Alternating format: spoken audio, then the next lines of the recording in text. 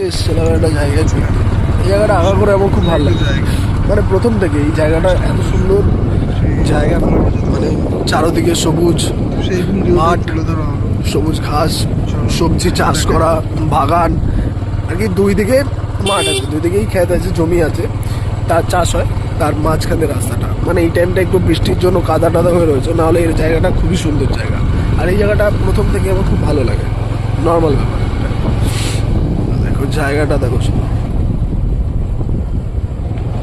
Just একটা wow place, একটা আলাদা শান্তি, মানে কোনো হইচই কিচ্ছু নেই। এটা বলে বোঝাতে পারবো না, এত সুন্দর একটা জায়গা। আর ওয়ান অফ দ্য আমার ফেভারিট একটা প্লেস।